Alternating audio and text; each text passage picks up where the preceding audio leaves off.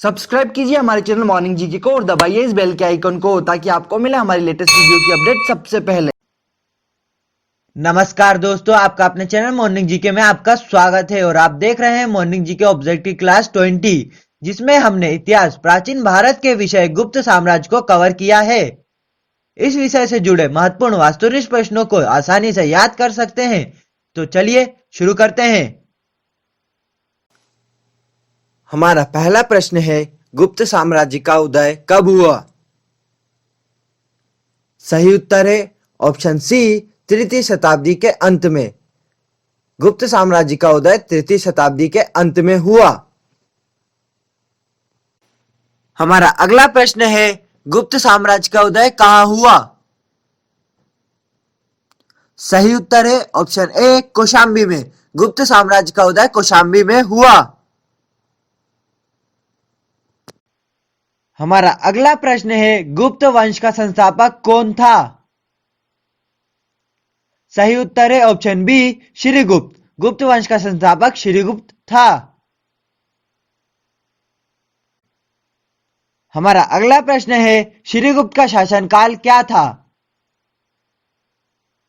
सही उत्तर है option A, 240 से 280 ईस्वी तक। श्रीगुप्त का शासनकाल 240 से 280 ईस्वी तक था।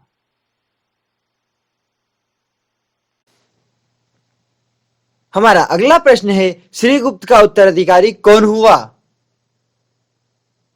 सही उत्तर है ऑप्शन बी, घटोत्कच। श्रीगुप्त का उत्तराधिकारी घटोत्कच हुआ।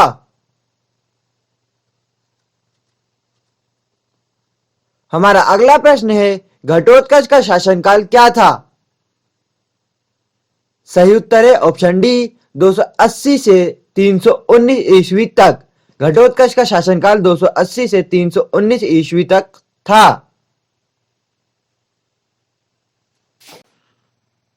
हमारा अगला प्रश्न है, गुप्त वंश का प्रथम महान सम्राट कौन था? सही उत्तर है ऑप्शन ए, चंद्रगुप्त प्रथम। गुप्त वंश का प्रथम महान सम्राट चंद्रगुप्त प्रथम था। हमारा अगला प्रश्न है, चंद्रगुप्त प्रथम गुप्त वंश की राजगद्दी पर कब बैठा? सही उत्तर है ऑप्शन बी, 319 ईस्वी में। चंद्रगुप्त प्रथम गुप्त वंश की राजगद्दी पे 319 ईस्वी में बैठा।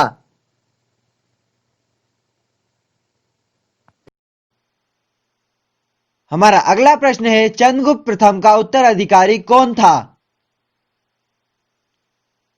सही उत्तर है ऑप्शन सी, समुद्रगुप्त। चंद्रगुप्त प्रथम का उत्तराधिकारी समुद्रगुप्त था।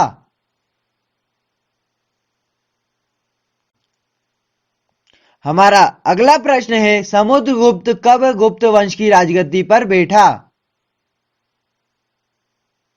सही उत्तर है ऑप्शन बी, 335 ईस्वी में। समुद्रगुप्त 335 ईस्वी में गुप्त वंश की राजगद्दी पर बैठा। हमारा अगला प्रश्न है, भारत का नेपोलियन किसे कहा जाता है? सही उत्तर है ऑप्शन सी, समुद्रगुप्त को। भारत का नेपोलियन समुद्रगुप्त को कहा जाता है।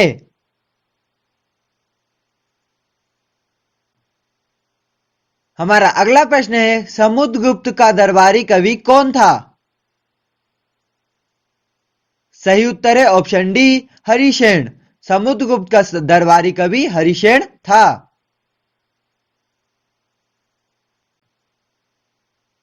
हमारा अगला प्रश्न है, समुद्रगुप्त किसका उपासक था? सही उत्तर है ऑप्शन बी, विष्णु का। समुद्रगुप्त विष्णु का उपासक था।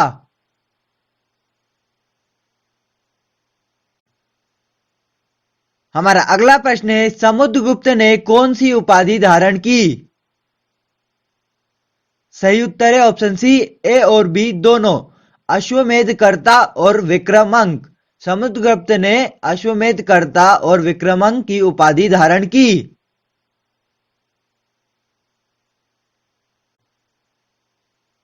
हमारा अगला प्रश्न है, समुद्रगुप्त किसका प्रेमी था?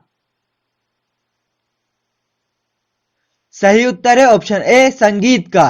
समुद्रगुप्त संगीत का प्रेमी था।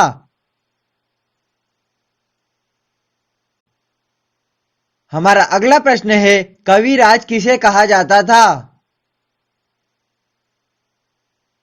सही उत्तर है ऑप्शन सी, समुद्रगुप्त को।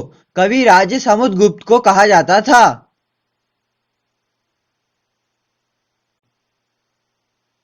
हमारा अगला प्रश्न है, समुद्रगुप्त का उत्तराधिकारी कौन हुआ? सही उत्तर है ऑप्शन ए, चंद्रगुप्त द्वितीय। समुद्रगुप्त का उत्तराधिकारी चंद्रगुप्त द्वितीय हुआ।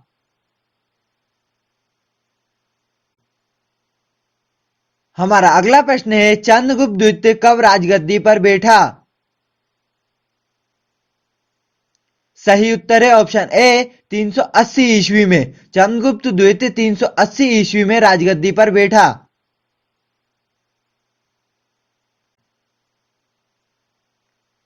हमारा अगला प्रश्न है, चंद्रगुप्त द्वितीय के शासनकाल में चीनी बौद्ध यात्री भारत आया? सही उत्तर है ऑप्शन ए, फाहियान।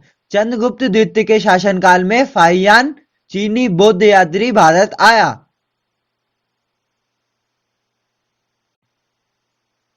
हमारा अगला प्रश्न है, शकों पर विजय उपलक्ष्य में चंद्रगुप्त द्वितीय ने कौन से सिक्के चलाए? सही उत्तर है ऑप्शन बी, चांदी के। शकों पर विजय उपलक्ष्य में चंद्रगुप्त द्वितीय ने चांदी के सिक्के चलाए।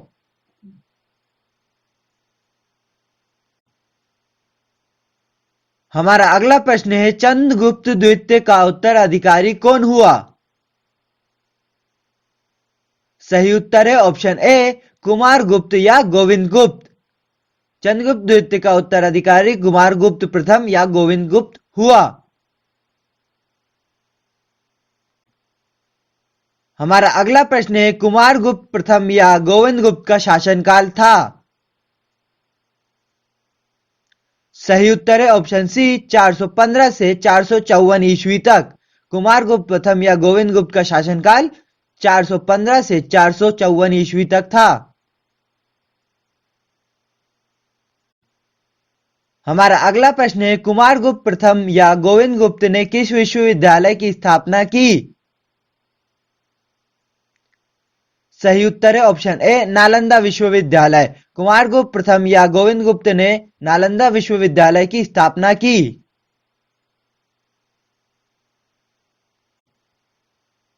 हमारा अगला प्रश्न है, कुमार गुप्त प्रथम या गोविंद गुप्त का उत्तराधिकारी कौन हुआ?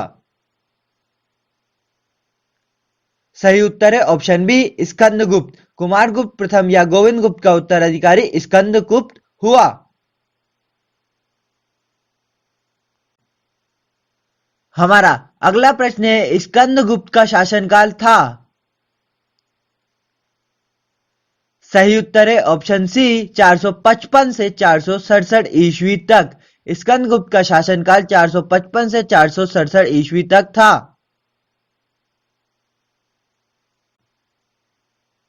हमारा अगला प्रश्न है, स्कंदगुप्त ने किसको सौराष्ट्र का गवर्नर नियुक्त किया? सही उत्तर है ऑप्शन ए, पर्णदत्त को। स्कंदगुप्त ने पर्णदत्त को सौराष्ट्र का गवर्नर घोषित किया।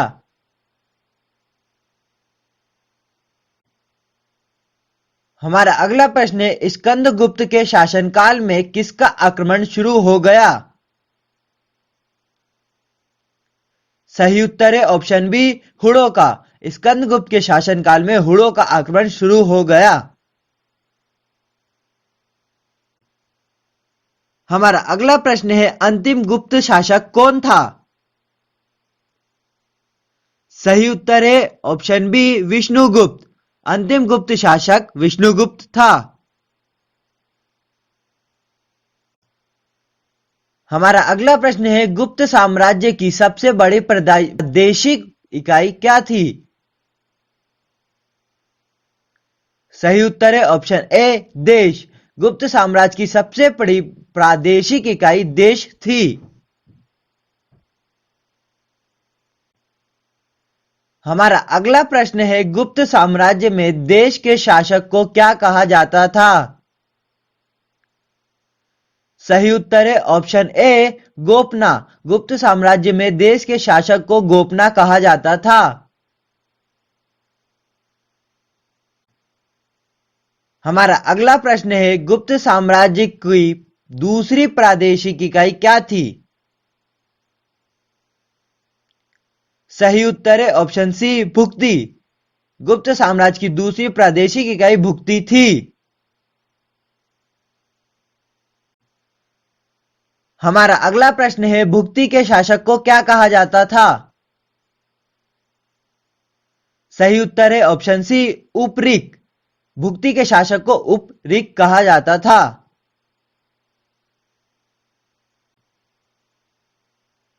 हमारा अगला प्रश्न है, गुप्त साम्राज्य में पुलिस विभाग का मुख्य अधिकारी क्या कहलाता था? सही उत्तर है ऑप्शन ए, दंडपाशिक। गुप्त साम्राज्य में पुलिस विभाग का मुख्य अधिकारी दंडपाशिक कहलाता था।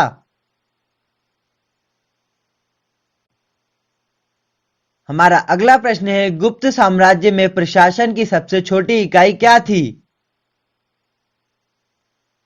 सही उत्तर है ऑप्शन बी, ग्राम। गुप्त साम्राज्य में प्रशासन की सबसे छोटी इकाई ग्राम थी।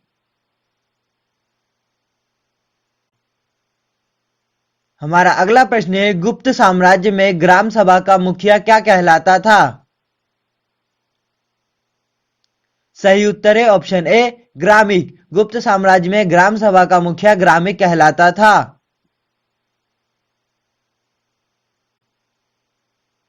हमारा अगला प्रश्न है, गुप्त साम्राज्य में भू राजस्व कुल उत्पादन का कितना भाग हुआ करता था? सही उत्तर है ऑप्शन सी, 1/4 से 1/6 भाग। गुप्त साम्राज्य में भू राजस्व कुल उत्पादन का 1/4 से 1/6 भाग हुआ करता था।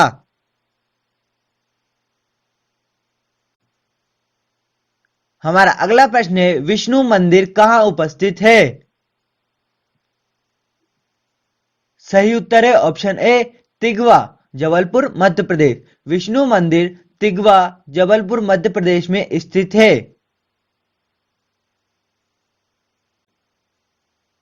हमारा अगला प्रश्न है, शिव मंदिर कहाँ उपस्थित है?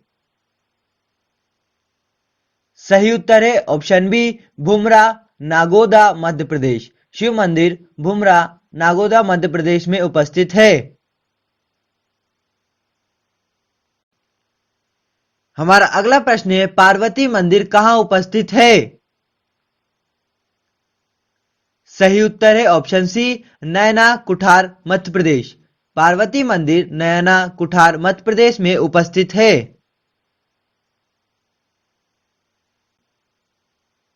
हमारा अगला प्रश्न है, दशावतार मंदिर कहाँ उपस्थित है?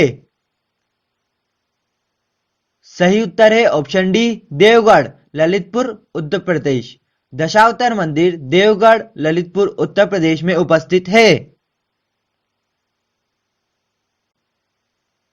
हमारा अगला प्रश्न है, शिव मंदिर कहाँ उपस्थित है? सही उत्तर है ऑप्शन बी, खो, नागोता, मध्य प्रदेश। शिव मंदिर खो, नागोता, मध्य प्रदेश में उपस्थित है।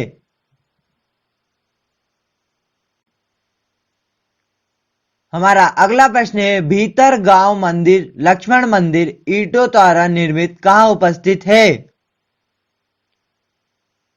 सही उत्तर है ऑप्शन सी, भीतरगांव, कानपुर, उत्तर प्रदेश। भीतरगांव मंदिर, लक्ष्मण मंदिर ईंटों द्वारा निर्मित भीतरगांव, कानपुर, उत्तर प्रदेश पर में उपस्थित है। हमारा अगला प्रश्न है, सिंचाई के लिए किस यंत्र का प्रयोग होता था? सही उत्तर है ऑप्शन ए, रहट या घंटी यंत्र। सिंचाई के लिए रहट या घंटी यंत्र का प्रयोग होता था। हमारा अगला प्रश्न है, श्रेणी के प्रधान को क्या कहा जाता था? सही उत्तर है ऑप्शन ए, ज्येष्ठक। श्रेणी के प्रधान को ज्येष्ठक कहा जाता था।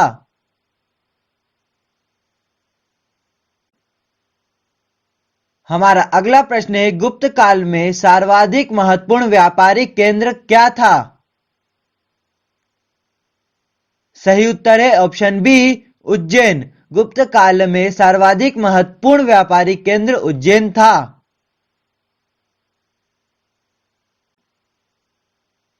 हमारा अगला प्रश्न है, गुप्त राजाओं ने सर्वाधिक कौन सी मुद्राएं जारी की? सही उत्तर है ऑप्शन ए, स्वर्ण मुद्राएं। गुप्त राजाओं ने सर्वाधिक स्वर्ण मुद्राएं जारी की। हमारा अगला प्रश्न है, गुप्त काल की स्वर्ण मुद्राओं को अभिलेखों में क्या कहा गया है? सही उत्तर है ऑप्शन बी, दिनार। गुप्त काल की स्वर्ण मुद्राओं को अभिलेखों में दिनार कहा गया है।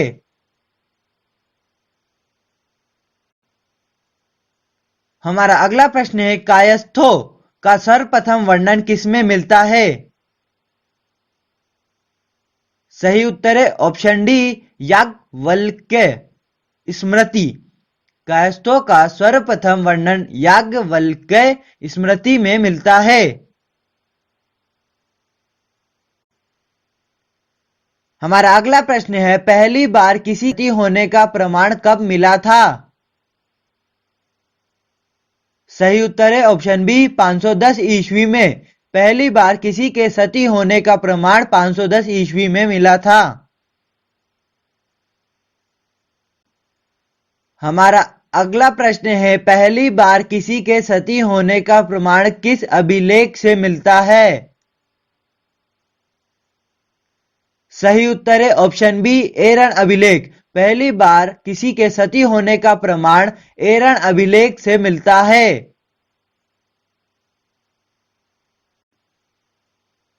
हमारा अगला प्रश्न है, गुप्त सम्राट किस धर्म के अनुयायी थे?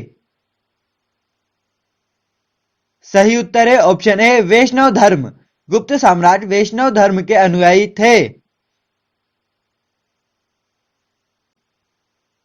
हमारा अगला प्रश्न है, अजंता में निर्मित कुल 29 गुफाओं में से गुप्तकालीन गुफा कितनी और कौन कौन सी हैं? सही उत्तर है ऑप्शन ए, 2, 16वीं और 17वीं। अजंता में निर्मित कुल 29 गुफाओं में से गुप्तकालीन गुफा 2 हैं और 16वीं और 17वीं हैं। हमारा अगला प्रश्न है, गुफा संख्या 17 के चित्र को क्या कहा गया है? सही उत्तर है ऑप्शन सी, चित्रशाला। गुफा संख्या 17 के चित्र को चित्रशाला कहा गया है।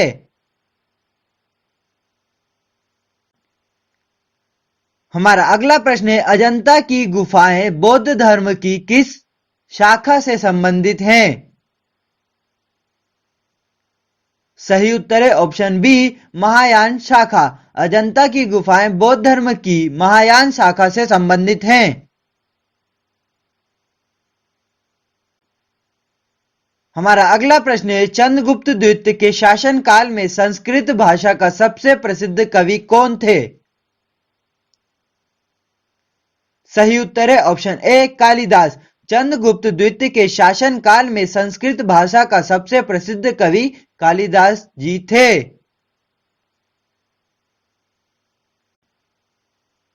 हमारा अगला प्रश्न है, चंद्रगुप्त द्वितीय के दरबार में रहने वाला आयुर्वेदाचार्य कौन थे? सही उत्तर है ऑप्शन सी, धन्वंतरी। चंद्रगुप्त द्वितीय के दरबार में रहने वाला आयुर्वेदाचार्य धन्वंतरी थे। हमारा अगला प्रश्न है, गुप्त काल में विष्णु शर्मा द्वारा लिखित कौन सा ग्रंथ संसार में सर्वाधिक प्रचलित ग्रंथ माना जाता है? सही उत्तर है ऑप्शन ए, पंचतंत्र। गुप्त काल में विष्णु शर्मा द्वारा लिखित पंचतंत्र ग्रंथ संसार में सर्वाधिक प्रचलित ग्रंथ माना जाता है। हमारा अगला प्रश्न है, सूर्य सिद्धांत नामक ग्रंथ किसने लिखा? सही उत्तर है ऑप्शन सी, आर्यभट्ट ने।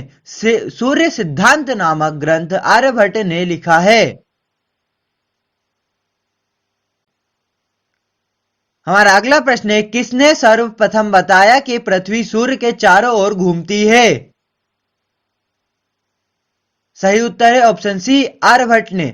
आर्यभट्ट ने सर्वप्रथम बताया कि पृथ्वी सूर्य के चारों ओर घूमती है।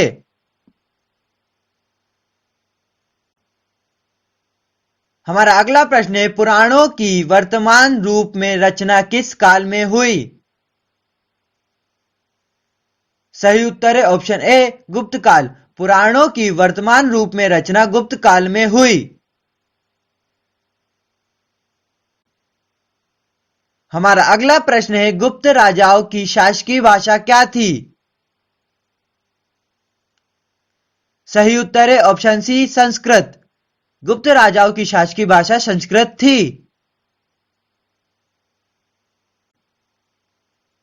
हमारा अगला प्रश्न है, गुप्त काल में चांदी के सिक्कों को क्या कहा जाता था? सही उत्तर है ऑप्शन ए, रुपये का। गुप्त काल में चांदी के सिक्कों को रुपये का कहा जाता था। हमारा अगला प्रश्न है, मंदिर बनाने की कला का जन्म किस काल में हुआ? सही उत्तर है ऑप्शन ए, गुप्त काल में। मंदिर बनाने की कला का जन्म गुप्त काल में हुआ।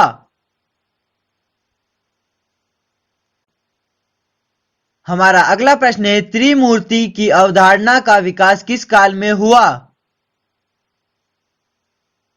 सही उत्तर है ऑप्शन ए, गुप्त काल में। त्रिमूर्ति की अवधारणा का विकास गुप्त काल में हुआ। हमारा अगला प्रश्न है, सांस्कृतिक उपलब्धियों के कारण गुप्त काल को भारतीय इतिहास का कौन सा युग माना जाता है? सही उत्तर है ऑप्शन बी, स्वर्ण युग। सांस्कृतिक उपलब्धियों के कारण गुप्त काल को भारतीय इतिहास का स्वर्ण युग माना जाता है। Thank you for watching us.